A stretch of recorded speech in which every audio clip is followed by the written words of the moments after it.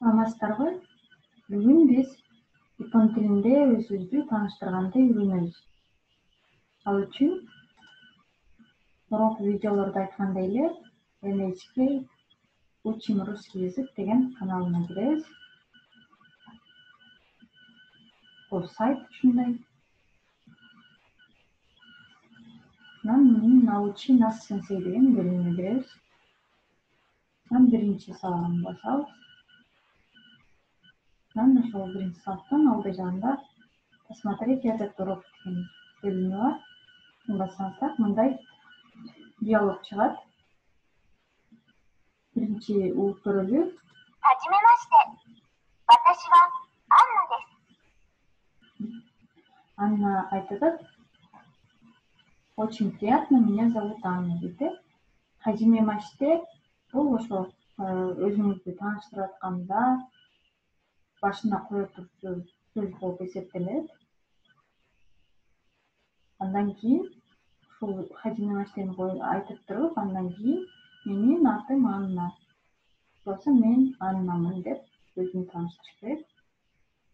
Хажимемашите. Сакура десу. Кийинкисинде дагы Сакура дагы хажимемашитени айтып, анан Сакура десу деп айтты.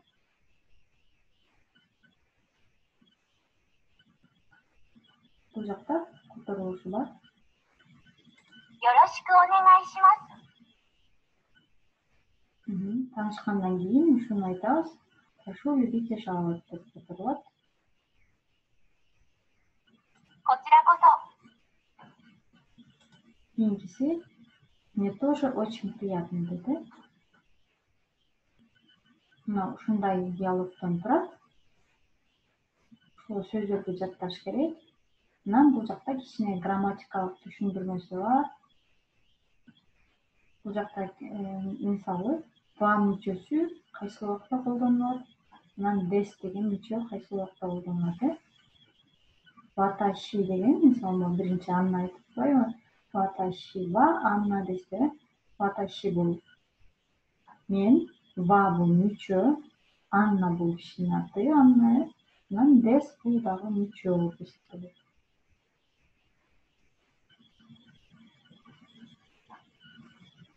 Ушуну толугураак түшүндүрүш үчүн мен сиздерге дагы бир мисалды көрсөтөйүн. Мындай кыргызчага отургондо мындай болот. Ташиба Айнура десте деп. Да бул ва деген мүчө бул эмне жөнүндө сөз болуп атат. Мисалы сиз өзүңүздү тааныштырарда мин деп айтып атпайсызбы? Ошондо или мен деп айтканда эмне жөнүндө сөз болуп атса, ошондон кийин коюла турчу мүчө болуп эсептелет. Мисалы бирок кыргыз тилине которгондо бизде мен Айнурамын деп эле айтылат. Эч кандай вага окшогон мүчө коюлбайт. А япон тилинде ушундай эмне жөнүндө сөз болуп атса, тема кайсы болсо, ошондон кийин ва мүчөсүн коюп, анан дести коюш керек. Дес бул мисалы карап көрсөңүздөр, дактамага ошол эле тыйын менен бөлүп койдум. Бул мын деген мүчө сыяктуу эле, мисалы сүйлөмдүн аягына кое турулчу мүчө. Дес деген бирок бул жакта сылык формасы болот япон тилинде, бизде андай жок. А бирок ошол мисалы сүйлөмдүн аягына келе турчу мүчө экенин эстеп калсаңыздар болот.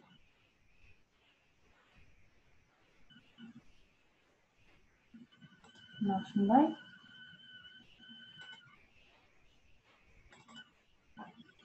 Анан бул жакта сайттын эдиторунда 10 минуталык аудио файл бар. Силер өзүңөргө да жүктөп алсаңар болот. Анан толук түшүндүрмөсү бар ошол грамматиканы, ошо өзүн тааныштырган тууралуу дагы кошумча маалыматтар бар. Абдан пайдалуу, анан кызыктуу жасалган. Ошон үчүн ушуну өзүңөргө көчүрүп алып, же ушул сайттан деле уксаңар болот. Анан дагы бул жакта PDF файл дагы бар. Жанакы биз карап чыккан диалог, анан бул жакта грамматикасы бар. Түшүнүп, бирсине дагы карап, өзүңөр дагы кайталап чыксаңар болот. Анан жаңы сөздөрдү сөз түрдө жатташ керек. Анан буга кошумча, буга чейин биз карап чыккан хирогана, катакана тамгаларын дагы чогуу жаттасаңар жакшы. Ар бир грамматиканы карап атканда 5 тамганы жаттай берсеңер, хирогананы жаттасаңыздар, анан катакана кийин дагы жаттайсыңар шашпай. Могу 5 тамганы, хирогананын 5 тамгасынан жаттасаңар ыңгайлуу деп ойлойм. Башында балким оор болушу мүмкүн жаттаткан. Сөз түрдө тамгаларды жаттаганда жазыш керек. Мурунку видеодо да айткам силерге, квадраттын 4 квадратты алып, ошонун ичине 1 тамганы жазганда сүйлөсө, жөнөкөй эле кадимкидей эле тетрадька, чакмак тетрадька 4 квадратка 1 тамганы жазып, жазганды үйрөнсөңүздөр болот. Анан мурункуда да айткам, бул жакта бүт жазылыштары бар, кантип жазыш керек, окуштары бар. Анан уксаңар да болот.